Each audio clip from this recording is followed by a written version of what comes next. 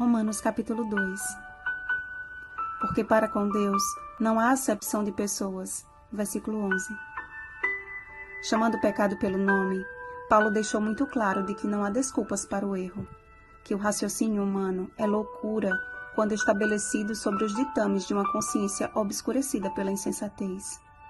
Mas o que vimos no capítulo de hoje é que loucura maior comete aquele que condena o outro por coisas que ele mesmo pratica. Paulo iguala aos ímpios todo aquele que possui uma vida dupla. Julgam sem piedade aqueles cujos pecados se tornam públicos, enquanto acumulam para si mesmos ira para o dia da ira e da revelação do justo juízo de Deus. A estes, Jesus chamou de hipócritas.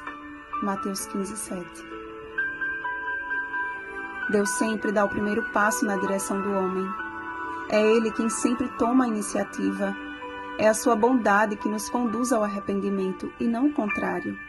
Seríamos incapazes de discernir entre o certo e o errado, não fosse a sua bondade nos revelando esta diferença. E no dia do justo juízo de Deus, não haverá desculpas para o pecado.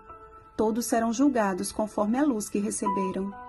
Porque os simples ouvidores da lei não são justos diante de Deus, mas os que praticam a lei hão de ser justificados. Diante do Senhor, mesmo os que não têm o conhecimento de sua lei e ainda assim andam como se a conhecessem, estes mostram a norma da lei gravada no seu coração. A transformação é feita de dentro para fora e grande luz é manifestada na vida para a salvação de outros e para a glória de Deus. Quando avançamos para o livro de Hebreus capítulo 11, percebemos a perfeita coerência entre a fé e a obediência. Discorrendo desde Abel até os profetas, a Bíblia apresenta as obras de homens e mulheres de Deus que ganharam destaque na galeria dos heróis da fé. Pela fé, Abel ofereceu a Deus mais excelente sacrifício. Hebreus 11:4. Pela fé, Enoque foi trasladado porque agradou a Deus.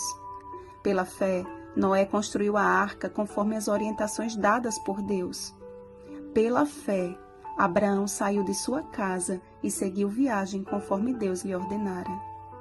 E lá se vai uma lista de pessoas que provaram da confiança em Deus e de seus resultados, que por sua influência revelaram o caráter de Deus e a manifestação do seu poder. Era esta a obra que o Senhor desejava realizar por meio de seu povo, que Israel fosse guia dos cegos, luz dos que se encontram em trevas, instrutor de ignorantes, mestre de crianças. A realidade, porém, era que o nome de Deus era blasfemado entre os gentios por causa do mau procedimento dos israelitas. Ao mesmo tempo em que ensinavam a lei, não a cumpriam. Viviam conforme o famoso ditado: faça o que eu digo, mas não faça o que eu faço. Sobre esta incoerência, Jesus advertiu aos seus ouvintes: fazei e guardai, pois, tudo quanto eles vos disserem, porém não os imiteis nas suas obras, porque dizem e não fazem. Mateus 23:3. Infelizmente, não estamos livres desta condição. Mahatma Gandhi certa vez desabafou o seguinte, abre aspas, não conheço ninguém que tenha feito mais para a humanidade do que Jesus. De fato, não há nada de errado no cristianismo. O problema são vocês cristãos. Vocês nem começaram a viver segundo seus próprios ensinamentos. Fecha aspas. Se trocarmos a palavra judeu por cristão, veremos que Paulo dissertou sobre a mesma ideia. Porque não é cristão quem o é apenas exteriormente, porém cristão é aquele que o é interiormente. Cristão não é o legalista ou moralista, mas o que pela fé de coração é obediente à palavra de Deus, porque a sua intenção não é angariar o louvor de homens, mas de Deus. E suas obras exteriores, naturalmente, refletem a constante obra interior realizada pelo Espírito Santo.